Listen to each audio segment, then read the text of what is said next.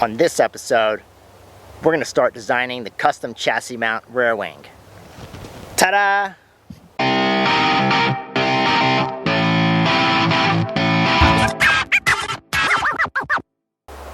Welcome back to the vlog. I'm Matthew Salmi. This is Idea Ride Garage, and this is a big old wing.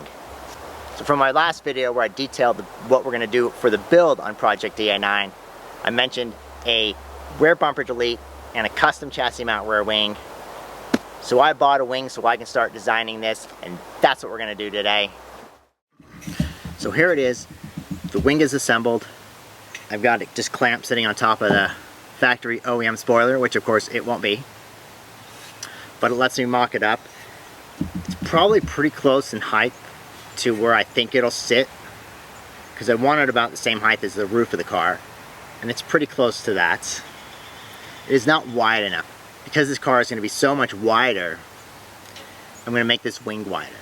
So I'm going to ditch these end plates. I'm going to do custom billet ends that'll widen it, and I'm considering slicing these down the middle and adding a custom billet piece in the middle to also add to the length, because I'm thinking this probably needs to be about 12 inches wider.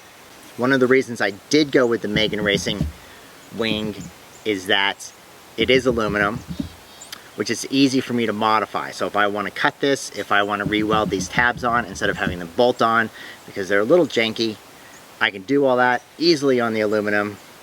Not worried about the finish. This is either going to get wrapped to match the car. All of my custom billet brackets are either going to be anodized or Cerakote finished, so I can always finish the wing in any other option that I'd like. So now I got the wing assembled. I need to get the factory rear spoiler off, and I need to get the bumper off. First thing I'm going to take off is factory spoiler. There's 2 bolts on this side. There's 1 bolt on this side. It's supposed to be 2, but there's only 1. I don't think there's anything in the middle. It's clearly not attached. Maybe the nut's just loose. Hopefully it's not, because then I don't have to take all the trim off the underside of the hatch. So let's get this off. Hopefully it's in good shape, because I'm going to sell it, because I'm not going to put it back on the car.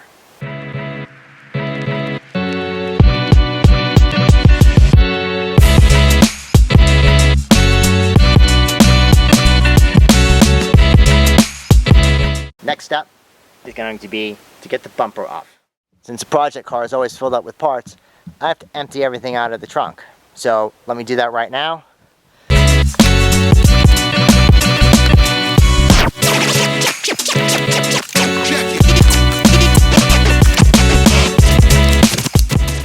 So I'm really happy with how this looks with the bumper off, because I was questioning if it would look stupid with the bumper off. And I know that a bumper delete is probably going to be controversial anyway, but that's okay. The sheet metal looks great. There doesn't appear to be any damage.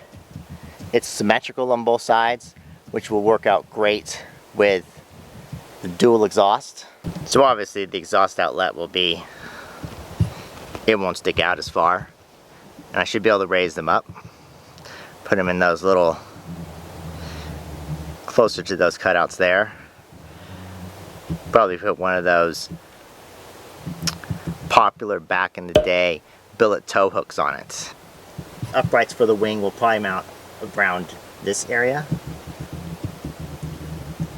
I was thinking about mounting where the bumper mounts, but those mounts are too far outside. But what I am thinking about doing is running a billet bumper that'll run up to this, up to the wing mounts, between the wing mounts, which I think will look really cool. Fill it in, give me a little more cool billet stuff going on. Haven't decided yet if I'm going to build a custom diffuser for the back of this. Might just look really cool. Might go with the crazy arrow look I'm going for. Next step, I'm going to take some photos of it. I'm going to sketch up some ideas on top of the photos on the iPad, get a good idea of what it's going to look like before I sit down in front of a computer and do all the CAD work. So if you want to see the next step of building this custom chassis mount wing, be sure to subscribe.